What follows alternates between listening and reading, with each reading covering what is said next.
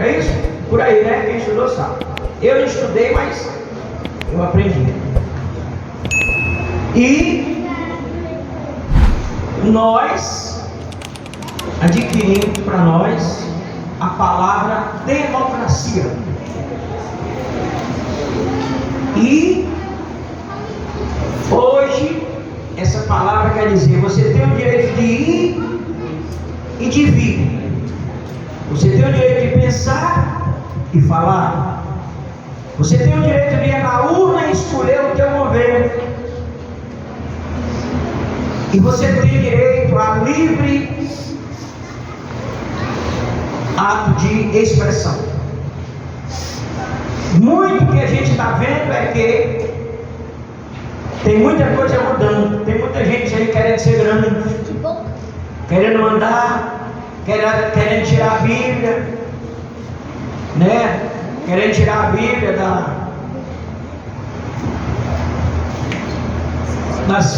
das bibliotecas, das igrejas, da mão dos crentes. Mas ainda que eles consigam tirar a Bíblia da nossa mão, meu Deus, eles não conseguem tirar do nosso coração. E a maior, eu acredito que seja uma das maiores desgraças que o homem ele pode receber, é uma palavra chamada poder. Porque tem muitos que acham que recebem poder e tem todo o poder. Mas todo o poder do céu e da terra só tem Jesus.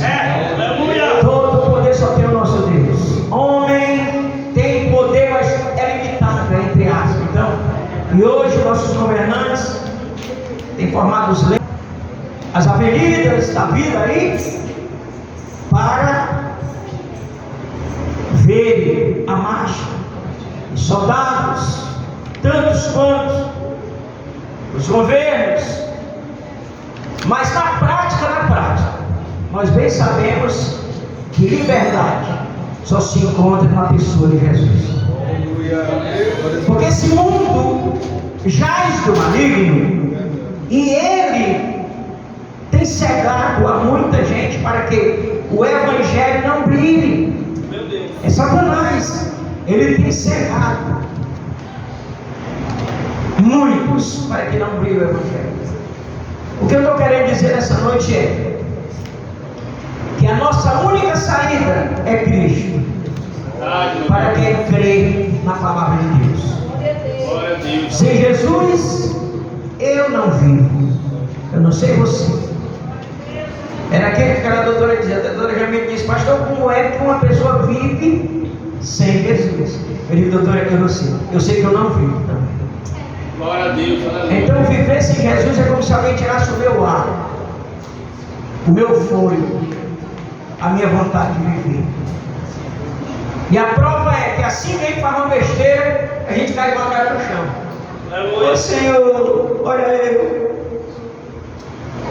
E Jesus, como ele é advogado, ele vai lá e pune. Não. Ele faz igual fez com Adão. Vem cá, eu vou te vestir, seu sem vergonha. Se Deus fosse ele, diria isso, né? Vem cá, seu sem vergonha, vou te vestir. Que Adão era tão sem vergonha que tinha tudo no jardim, foi inventado de ir na onda de seu fulano. Então, às vezes, se Deus diz isso com a gente: vem cá, seu pai, eu vou te perdoar. E Deus perdoa da mesma hora. É o que essa carta diz, irmão. Porque na verdade, essa última carta, a 7ª carta, escrita para toda a Ásia, ela se encontrava na Ásia Menor. E essa Laodiceia, ela estava localizada a 160 quilômetros de Éfeso. E ela era 80 quilômetros de Esmirna. E essa terra, essa cidade, ela era conhecida como a cidade. Você que estuda teologia, você vê, ela é conhecida como a cidade do triângulo. porque ela era uma fonte de 3 grandes rodovias e despejava tudo dentro dela. Por isso que ela era muito mais rica do que Éfeso, que era uma igreja, era um povo que habitava ali. Era como eu falei outro dia, ela era assim como um mucuripe ou um pecém da vida, tudo que saía entrava era por ela. Diferente de Coríntios, que era como ali aquela feira lá da Zé Avelino. Coríntios era como a feira de Zé Avelino. Todo mundo que vinha de todo canto só ia para lá. Então lá era um centro comercial. Éfeso seria uma saída e entrada. Mas aqui era diferente. Todas as 3 grandes rodovias caíam tudo dentro dela. E por isso ela era tão rica, mas tão rica, que ela começou a zombar das outras pessoas, das outras cidades.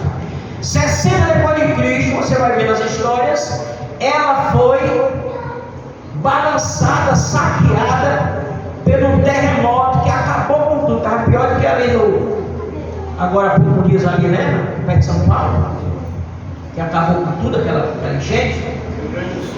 Rio Grande do Sul. Obrigado.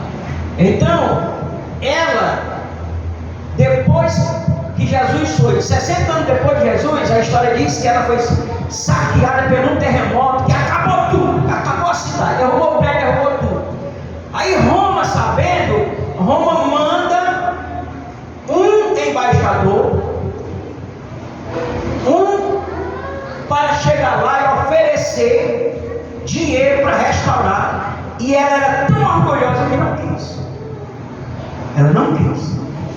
Ela disse: nós não precisamos do dinheiro de Roma para nós se erguer. E como realmente era muito rica, ela se ergueu. Então aqui Paulo funda uma igreja. E essa igreja agora diz que até as paredes eram de ouro. Crente rico que pisava em dinheiro. E eles começaram a se exaltar mais, que irmãos, me desculpe, eu vou dizer, mas tem pessoas que não podem ter 3 mudas de roupa, que já ficam olhando para a gente com um olhar esquisito. Está entendendo, gente? Tem gente que é assim. Deus não dá porque Deus não quer perder a pessoa. Aí fica na igreja, a pessoa fica na igreja, fica e nunca prospera ao ponto de dizer assim: eu estou satisfeito. Já tem pessoas que vêm para a igreja, prospera e pega o medo. Aqui já passou muitos. E tem outros que ficam na igreja, ainda que não prospera, ou que prospera, ou que não prospera, também cai fora. Mas tem outros que prosperam, quanto mais prospera, mais é fiel a Deus. É um negócio impressionante. E eu queria dizer para você, irmãos, que essas 5 palavras que Jesus falou, desgraçado, do versículo 17, né? Essas 5 palavras, ele diz assim: desgraçado, miserável, pobre, cego e nu. Pelo amor de Deus, uma igreja que está dizendo: eu estou rico, não sinto falta de nada, enriquecido todo. Aí Jesus, do Apocalipse 2 e 18, né, que ele diz que os olhos dele eram como chama de fogo. Jesus olha e arrebenta de um lado para o outro e vê tudo que está dentro daquela pessoa e diz: não tem nada de rico. Contrário, miserável. Aqui está dizendo: desgraçado, miserável, pobre, cego e nu. Deus. E é agora que eu começo a pregar. O crente em estado de mornidão. Morno. Nós vamos falar um pouquinho sobre isso, irmão. E para você entender melhor esse assunto, irmão, eu gostaria de dar 4 exemplos de que é um crente morno. Eu queria que o menino visse aí 1 Reis 18, 21, um dos obreiros. O outro vai ver Tiago 1,6, que você já sabe, né? Que o homem que não é firme é igual a onda do mar. Mas eu quero que você leia esses 2 versículos, 2 obreiros abençoados para ler. Porque nós estamos em um computador, não, vamos trabalhar assim para os irmãos verem. Quem achou? Quem achou ali? Peraí, não, mas agora não. Então nós vamos primeiro para o primeiro crente, que ele hesita entre dois pensamentos, isto é, ele está pensando aqui numa coisa de Deus, mas ao mesmo tempo ele está pensando que é Deus, está pensando no que ele adquiriu. O cara está aqui, eu vou dar um exemplo, pelo amor de Deus, isso não está acontecendo com você não, mas ele está de amanhã, será que eu vendo 50 panos? Entende? Pessoas que estão aqui, mas eles chegar lá em casa, eu ainda vou comer uma pratada de feijão. Quer dizer, ele está excitado em dois pensamentos. Então isso, irmão, acontece quando a gente está morno. 1 Reis 18, 21, veja o que Elias diz. Então Elias se achegou a todo o povo e disse: até quando cocheareis entre dois pensamentos? Se isso é Deus, segue-o, e se Baal, segue-o. Porém o povo lhe não respondeu nada. Pronto, só espécie. Observa bem, queridos, que Israel estava sendo comandado, o pastor daquele país, o dirigente ou o chefe, o governo seria Acabe, sua esposa Jezabel. Jezabel era honrada aos deuses pagãos, e ela perverteu o coração de Acabe, e agora o povo de Israel estava todo, mas todos, em dois pensamentos, cocheando em dois pensamentos. Eles diziam que Deus era Deus, mas quando discursavam sobre Baal, eles diziam: não, Baal também é Deus. E vivia essa discórdia. Deus é Deus ou não é? Não é, Deus é Deus. E Baal, não, mas Baal também é. E aí Deus levanta Elias do nada não. Deus levantou Elias tesbita, e ali ele chega e afronta e confronta. E ainda marca um culto no monte, lá em cima. E nós vamos saber realmente quem é Deus. E aquele povo todo morto, não sabia quem era quem. E Elias diz assim: nós vamos ao Monte Sinai. E lá a gente é o Monte Sinai.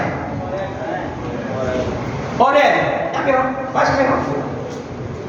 E nós vamos saber realmente quem é Deus. Aí vocês sabem toda a história. E aí ele marcou a cruzada, vamos dizer o culto, lá em cima do monte. E aí ele manda que os seguidores de Baal ficassem à vontade, podia clamar. E se ele não responder, eu vou clamar o Deus do céu, que é o Deus de Elias, louvado seja o nome de Deus. E ali todos começam a clamar desde cedo até meio-dia. Eles se rasgavam e clamavam: Baal, responde Baal. E Elias ainda fazia glória com eles. Pode ser que ele esteja dormindo, tirando a soneca, ou será que ele não viajou? Clama mais, e ninguém responde, e nada de responder. Ele diz: não, chega, é hora de eu clamar. E ele ajeita tudo ali, o altar, e vai buscar não sei aonde, e bota água a favor, muita água. E quando ele clama, diz que não levou 60 palavras, o Senhor desceu fogo do céu, meu irmão. Porque Deus é Deus de fogo, é o Deus de Elias, louvado seja. E aí naquela hora em diante, Elias nunca mais foi o mesmo, porque ele passou a ser perseguido. Irmão, as pessoas hoje querem ser profeta, mas não querem ser perseguido. Quer estar dando a toga, tirando não sei quem lá, meu filho, quer que é profeta, sofre. Essas pessoas têm medo de falar a verdade.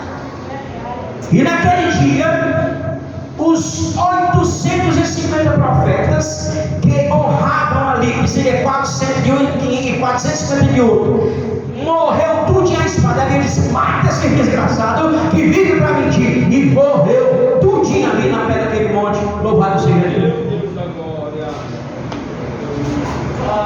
E Tiago 1 e 6, Tiago 6 e 1 e 6 diz assim: o homem que vive nesse negócio e puxa dois pensamentos é bem parecido com a onda do mar. É isso que diz? Peça, porém, com fé, e nada duvidando, porque o que duvida é semelhante à onda do mar, e é levado pelo vento e é lançado de uma para outra parte. Pronto. vive em dois pensamentos, irmão, não tem firmeza em nada que diz, em nada que faz. Ele é totalmente dominado pelo vento. Para onde? É incrível isso. Não é aquele vento do Espírito Santo lá do capítulo 3, irmão, não. É o vento da dúvida. O escritor aos Hebreus deixa bem claro: é aquele que se aproxima de Deus. Lá no capítulo 11 de Hebreus, no 6, é necessário que ele creia que ele existe e que é galardoador daquele que busca a ele. Isso é que é bom, irmão. Nosso Deus é galardoador daquele que busca a ele. A segunda coisa que a gente vê, irmão, o coração está sempre duvidoso. Pode ver Oséias, capítulo 2, 10, versículo 2. Cadê que está? Oséias, escute isso. Depois o irmão vai mandar por 2 Crônicas 25, 2. O seu coração está dividido, por isso serão culpados. Cortará os seus altares e destruirá as estátuas. Pronto, coração dividido. Esse povo estava com o coração dividido. Então o que é que Deus ia fazer? Ia virar picadinho para mim. Quando você divide seu coração, quando se trata de Deus, irmão, se a gente analisar direitinho, quem é, nem o ser humano, sendo falho, sendo cheio de defeito, quem é que quer dividir? Um homem quer dividir uma mulher com outra, sabendo que ela é esposa dele? Quem é que quer? Ou qual é a mulher que vai querer dividir seu marido com outra? Isso não existe. Isso não existe. Imagina nosso Deus. Então o coração, é o que diz aqui Oséias 10 e 2, o coração dividido, ele sempre será fatiado. Ele não subsiste. Outra coisa também, pode ver também, segundo Crônicas 25 e 2, você pode ver: ao Senhor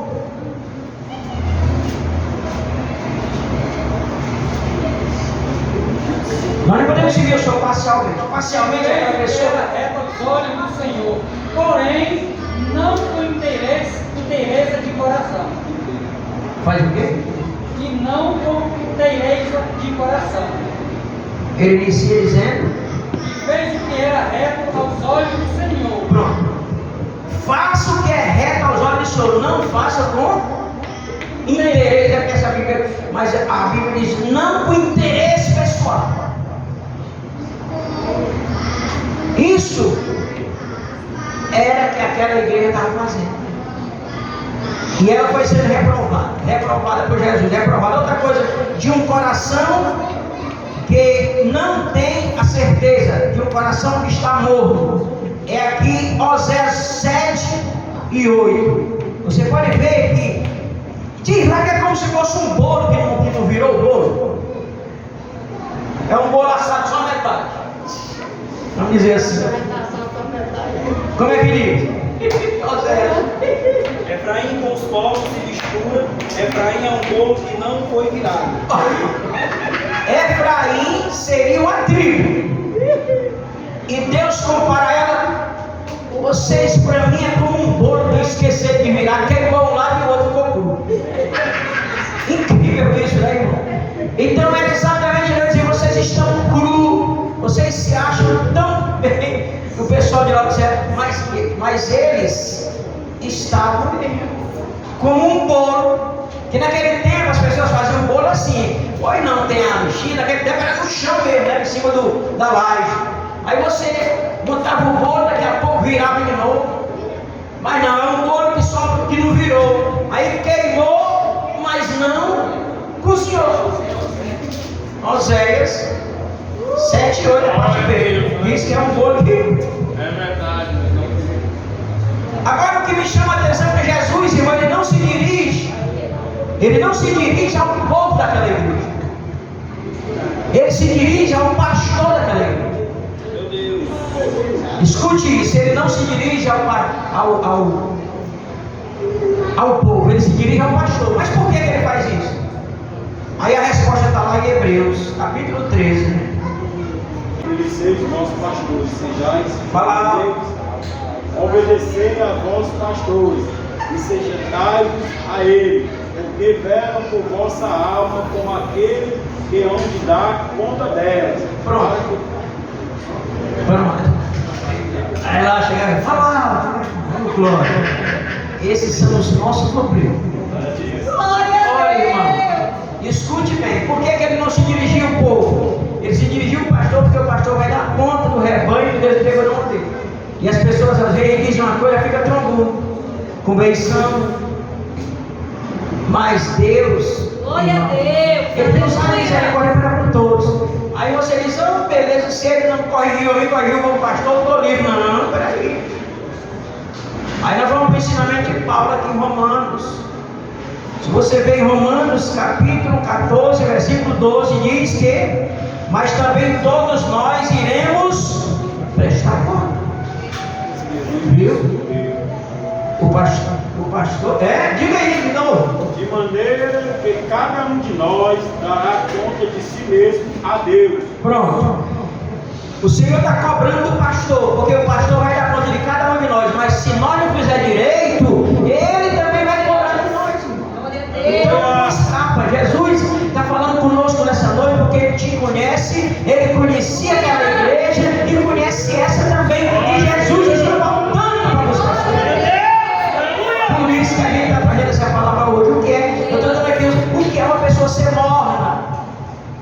Nós vimos aqui, a mornidão é a pessoa que vive em dois pensamentos o tempo todo. Mas agora eu estou trazendo para você, irmãos, versículos. Por exemplo, o versículo 14, né? É o que diz exatamente que e ao anjo da igreja. Então ele está direcionando a igreja, mas é ao pastor. Mas também os membros irão também receber uma chamada. 14 e 12. Agora, Deus tem uma promessa para todos nós, irmão. Você pode observar em Mateus 25, no 21, ele diz que tem um lugar preparado para toda a igreja. Aquele que obedecer tem um lugar maravilhoso. Que o Senhor diz: vinde, benditos, entre aí, coisa boa. Mateus 25, 21. Ele já achou. E o seu Senhor, olha aí, diz: deixa servo, bom fiel, sobre o povo foste fiel, sobre o mundo te colocarei, entra no gozo do teu Senhor. Pronto, olha. O que Deus promete para mim e para você é que se você for fiel no pouco, que é o pouco, essa vida é muito pouca, gente, é muito pequenininha quando se comparada com a vida eterna. Mas se você for fiel nesse pouquinho que Deus te colocado aqui na terra, você será agraciado por Ele para entrar no gozo eterno, para morar para sempre com o Senhor. Não terá mais quem te tire do lado do nosso Deus. Glória a Deus. Meus irmãos, eu acredito plenamente nisso. Se eu não acreditasse, eu teria largado já essa vida de crente. Mas eu acredito plenamente. Eu não estou pensando, não. Eu tenho certeza que eu vou morar no céu. Você não quer morar no céu? Porque se permanecer fiel ao Senhor, né? No versículo 21 da leitura, se eu permanecer fiel, o Senhor me colocará ao lado dele, lá no céu. Aleluia, Deus. Eu e você também, amém ou não? Amém. Eu creio, Jesus, eu creio. Agora, o que me chamou a atenção nesse versículo 16, vomitar. Eu estive pesquisando com esse negócio de vomitar. Por que Jesus disse isso? É porque diz que em um daqueles caminhos tinha uma fonte. Tudo isso é nessa história, não está na Bíblia, mas está nas histórias, diz que tinha uma fonte. Pode ser até que alguma Bíblia fala do rodapé, não sei. E essa fonte era água Indaiá, água cristalina. E os viajantes, quando vinham, que ia beber aquela água, empurrar a água, não era toda a vida, tanto fazia ser de manhã como de noite, como de dia, toda a vida ela era uma água morna. Os viajantes não bebiam. Quando eles botavam na boca, a água morna, ninguém queria beber aquela água. É por isso que Jesus disse assim: então está morno. Agora eu te pergunto, por que uma pessoa, você já foi frio? Eu já fui frio. Quem já foi frio aí diz assim: eu fui. Todos nós fomos frios. Quando é que uma pessoa é fria? É quando você ainda não entregou a tua vida para Jesus. A gente é frio. Aí o dia que você entrega a sua vida para Jesus, você fica quente. É tanto que chama de crente. Agora, morno é estar em cima do muro. Morno fica dentro da igreja, não dá certo. Jesus disse: não dá para engolir, não.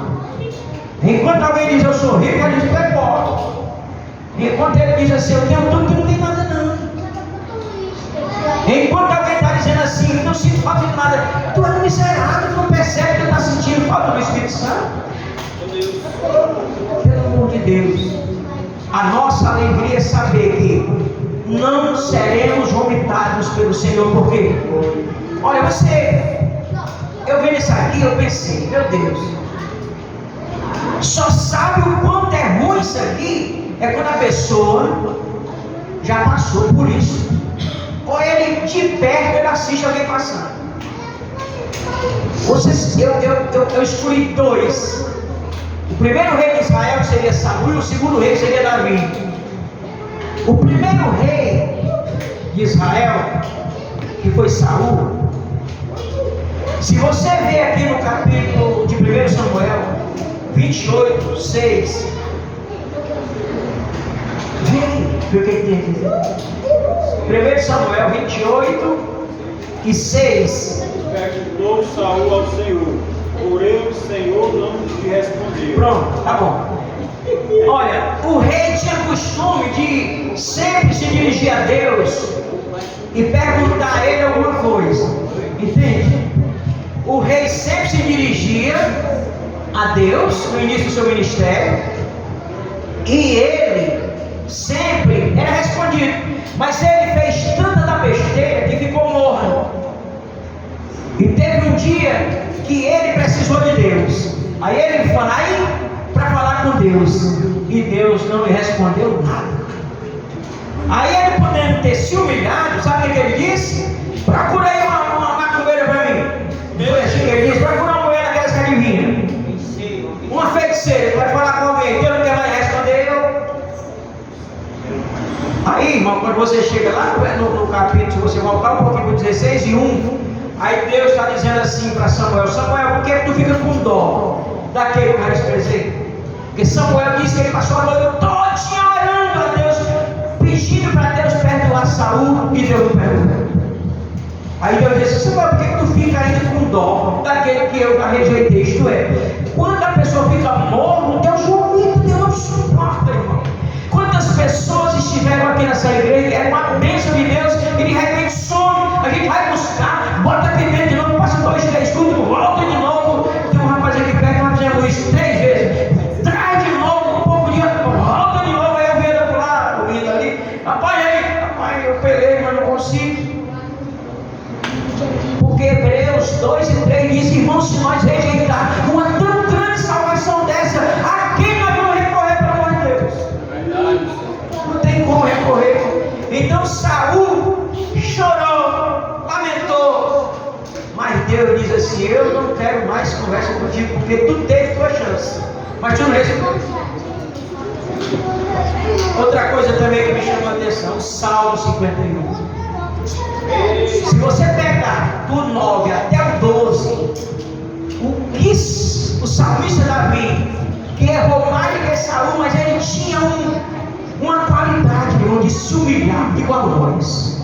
Eu tenho certeza que você só está aqui porque quando você erra, você se humilha. Porque quando as pessoas erram e se exaltam, não fica aqui de jeito nenhum. E Davi começou a se humilhar e pedir a Deus: Senhor, perdoa meu pecado, gera-me um coração novo. Davi tinha trono, Davi tinha coroa, Davi tinha reino, Davi tinha tudo na sua vida, mas para ele só o que interessava era o Espírito do Senhor na vida. Essa igreja não interessava muito o Espírito de Deus, ela interessava era ter o que ela queria, o prazer material. Davi, para ele isso não valia nada. Eu não quero saber de material, de coroa, de manto, de cadeira de rei, de ministério, de ninguém.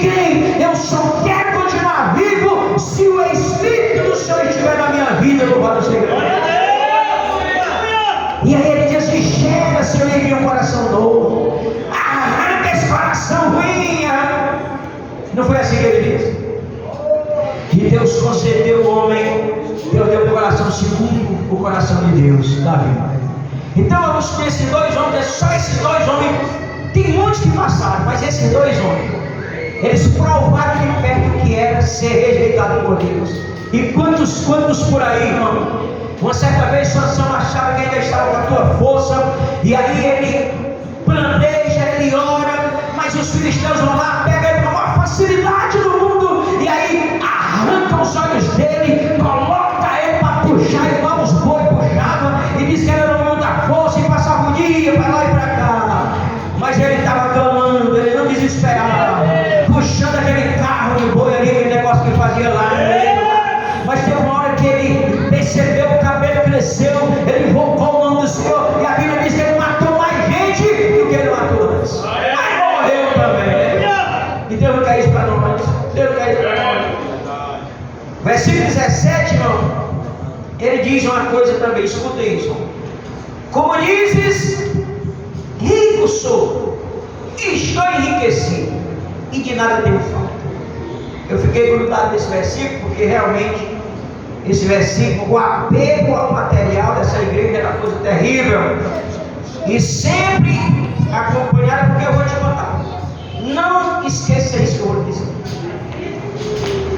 O apego, esse apego aqui que ele estava tendo, esse apego material, ele sempre, irmão, será acompanhado de uma miséria espiritual. O apego ao material, essa bondade que a pessoa acha nos olhos ser bom, ter muito ouro, muita prata, esse apego, ele anda em parceria com a vida espiritual miserável. Porque o apego, tem pessoas, irmãos, que tem 10 contos no bolso e os 10 contos parece que é Deus para eles. Ele só acredita no que ele pega, no que ele vê. Aquele rapaz chega, se prostra dos pés de Jesus, um certo rico, e diz: Senhor mestre. E Jesus ficou um susto, vixe, que elogio é esse? Será que eu vou? Ele pensa que eu não vou falar a verdade para ele? Que é que eu posso fazer para herdar teu reino, Senhor? Aí ele diz assim: não adulterarás, não roubarás, não falar isso, aquilo, não isso, aquilo, isso. Essa lista eu observo dele de novinho, eu guardei tudinho. É mesmo, meu pai, Jesus se alegrou, se deseja. Agora tu pega, vende tudo que tu tem, distribui para os pobres para alcançar uma posição no meu reino. Aí ele só fez murchar. Meu Deus. Dá para mim não. Quer dizer, tem essas coisas, irmãos, que nós precisamos saber. É claro que ele não queria que ele fizesse aqui. Jesus quis só mostrar para ele que ele estava morto. Ele estava morto. E morto, pelo amor de Deus. Às vezes eu cheguei para o outro dia: você quer tomar um cafezinho que foi feito agora? Não, mas a garrafa é boa. Quando botou o bicho morto, eu dei lá na calçada para mãe ficar lá tomar. Aí você vai um café desse frio? Aí o pastor está tão frio assim, ele tá melhor que tivesse frio, mas está morto. Aí a irmã começou a achar graça. Bicho, o pastor vai estar até gostado de carinho, está falando da Bíblia. Mas não é porque não presta, café morto não presta, água morta não presta, nada morto não presta. Eu não sei se você já namorou. Quem já namorou por aí? Não, todo mundo já namorou, a gente está velho, mas já namorou. Aí eu não sei se você já passou por um momento em que a menina não queria mais tu, ou que tu não mais queria a menina. Aí aquele relacionamento, um lado querendo tudo e o outro não querendo nada. Aí a menina botando banco de todo jeito e o outro lá de cá doido para querer, nada dava certo aquele jeito. Aí é um negócio morno. Aí vai empurrando para a barriga um dia até que a mulher diz: eu já te disse que não quero mais. Aí agora tem um bocado de sem vergonha querendo matar a mulher. Meu Deus. Se a mulher não quer, abandone. Eu digo para mim todo dia quando há necessidade: minha filha, quando você não quiser mais, é só dizer que eu pego Deus.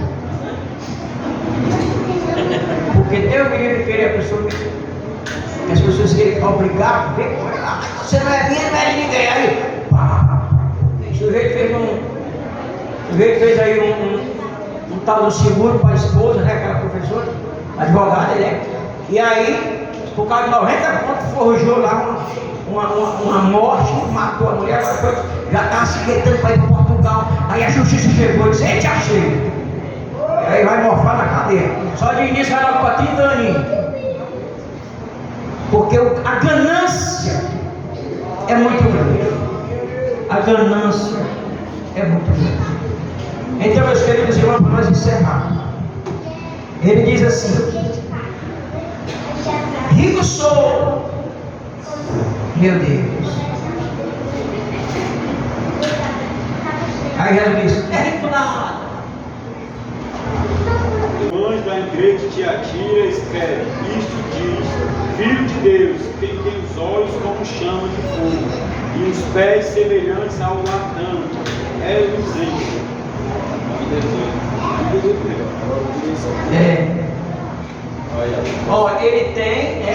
Ele tem os olhos como chama de fogo, os seus pés são calçados com um latão reluzente, tem um grande cinto, uma espada aguda na boca.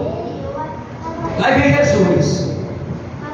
E aí, com aqueles olhos como chama de fogo, ele vê tudo. Ele olha aqui, aí o olhar dele rompe do lado para o outro. Enquanto um acha que é uma coisa, Jesus acha que é outra, né? Agora eu te digo uma coisa: Jesus vê não só por fora, ele vê por dentro também. O versículo, mas o Senhor Jesus, ele está à porta, sempre batendo, no 20. Ele não está aqui dizendo assim: eu nunca mais quero te ver, ainda que você esteja morto. Ele disse para Saul, mas ele disse para Davi: nunca mais eu faço isso com ninguém. Aí ele diz assim: pô, eu estou por aqui, né? A congregação estava lá funcionando a todo vapor, e as pessoas dizendo que tinha tudo, não tinha nada, e Jesus no meio. Mas ele diz assim: mas eu não vou desprezar vocês, eis que eu estou à porta e bato. Se alguém ouvir a minha voz, só se pode ouvir a voz, irmão, e conhecer se você já teve relacionamento com essa pessoa. Não é, gente?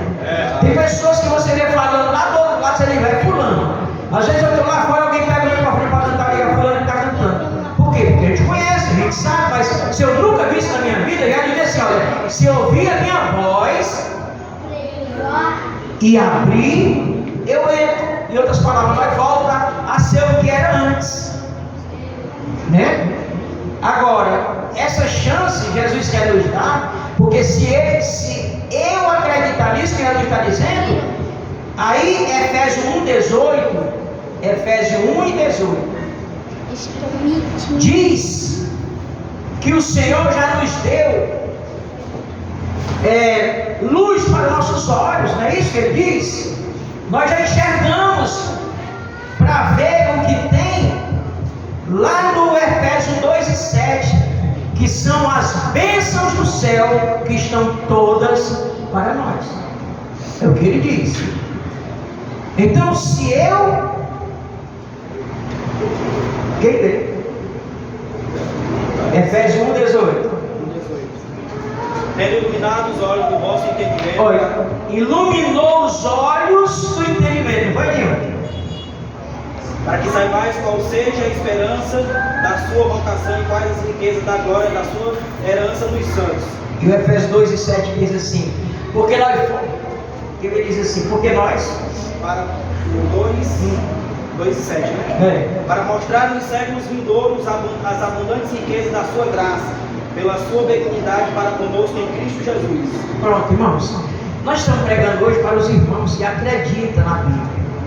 Então são promessas que não caem nenhuma no chão. Então Jesus já nos iluminou os olhos para nós enxergar aquilo que Deus preparou para nós. E aí eu finalizo hoje essa palavra com os 2 últimos versículos que diz exatamente isso, o 21 da nossa leitura, que nós não faremos até o 20, mas dando continuidade, ele diz assim: depois que você abrir a porta do 20 e você permanecer, ele dá uma promessa para os que vencerem, olha. E ao que vencer, lhes concedei que se assente comigo no meu trono, assim como eu venci e me assentei com meu Pai no céu, no seu trono. Aí o último versículo 22 diz: isso aqui está apagado. Como é que diz aí? Quem tem ouvido, ouça o que o Espírito diz às igrejas.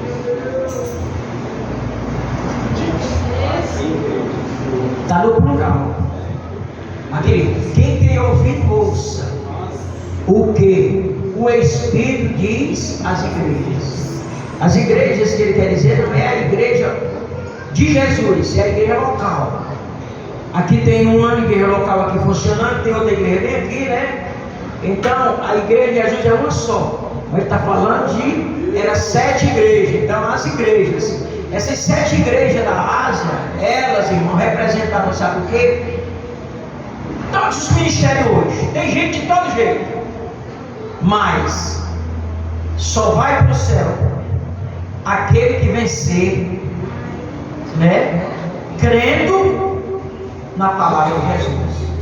Ele diz 16 e 15 de Lucas: ide por todo mundo, pregar o evangelho a toda criatura. Quem crê e for batizado será salvo, porém os que não creem já estão condenados. Então, ir pregar o evangelho é mandamento, ser batizado é mandamento e ceiar é mandamentos. Mas esses mandamentos não tem nada a ver com o mandamento dos 10 grandes cadeados da lei. Porque os grandes mandamentos da lei era que ninguém podia nem com um. Esses mandamentos, eles andam em parceria com a salvação. Aleluia. Né?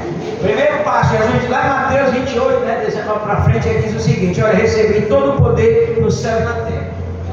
Agora vocês, ide, pregai o evangelho, façam discípulos de todas as nações, batizando em nome do Pai, do Filho e do Espírito Santo, e ensinando elas a guardar tudo que eu ensinei a vocês. Então o evangelho é isso, é receber Jesus como presente de Deus e seguir os procedimentos, e o resto é como o Senhor Jesus, louvado seja Deus. Então Jesus está nessa noite: eu estou à porta e bato. Se alguém fez algo e você se sente, não tem mais aquele prazer de vir à casa do Senhor, está correndo o risco de querer ficar morto, pelo amor de Deus. E às vezes você está aqui, mas é vontade de estar em casa. Isso também é perigoso. O Senhor está à porta batendo e dizendo: eis que estou à porta e bato. Se alguém ouvir a minha voz e abrir, eis que estou à porta e bato. Se alguém ouvir a minha voz e abrir a porta, entrarei na sua casa, com ele cearei e ele comigo. Glória a Deus, aleluia. Eu abro espaço nessa noite. Se alguém se sente, realmente eu venho sentindo, você pensa assim, realmente eu venho sentindo, eu não tenho mais vontade de me levantar pela madrugada, eu não penso mais em jejuar, eu vou ler a Bíblia e me dá logo um sono medonho. Tudo isso são sintomas que nós temos que combater antes do tempo. Eu admiro esse jovem demais, a batalha que esse jovem enfrenta para servir a Deus, mas ele não tem nenhuma dificuldade de se levantar daqui lá para cá e dizer assim: Jesus, eu estou aqui de novo. Eu só me lembro daquele menino do testemunho: Senhor, eu estou aqui de novo. Senhor, eu estou aqui de novo. Porque, irmãos, servir a Deus é algo tão tremendo que você e eu precisa ouvir o tic-tac do relógio de Deus. Quem escutou o tic-tac do relógio de Deus hoje? Pronto, Deus abençoe. Só vou contar só esse aqui, é um minutinho. Não, um minuto nada, um pouquinho. Olha, um cidadão Ele recebeu um relógio de presente do seu pai. Ele era fazendeiro, recebeu por herança a fazenda do seu pai. E ele estava lá no celeiro fazendo um serviço lá. E ele percebeu que aquele relógio de Ribeira. Quem foi que ouviu falar nisso? Hein? Ninguém ouviu? Relógio aqui de ouro, era o pai dele. Para ele aquilo valia tudo. E ele perdeu o relógio. Aí ele arranjou a menina na rua todo dia para ir procurar esse relógio. E viraram tudo lá e não acharam o relógio. Aí o homem estava chorando lá no canto. Aí tinha um garotinho, assim, muito parecido com esse daqui. E ele quietinho ali e ninguém dizia nada. Com ele, não vai me dar procurar não. Aí quando todo mundo procurou, ele disse: como? O senhor me permite achar seu relógio? Se o senhor não achar, como é que eu vou achar? Ele é assim, triste, não fala com ninguém. Aí o bichinho, mas o senhor me dá uma chance, ele disse: dou. Aí ele disse assim: pois vá. E ele foi, bem silenciosozinho, se sentou-se no meio daquele celeiro e ficou. Quando nada fazia zoada, ele ouviu.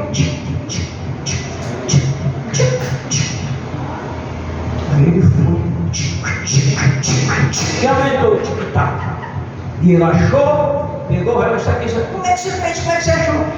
Essas coisas só se resolvem parando, se sentando e escutando. Isso é o que eu estou falando. Reino do céu é isso. Ou para escutar o tic-tac, ou que conversa não aprende nada. Amém ou não? Quem entendeu?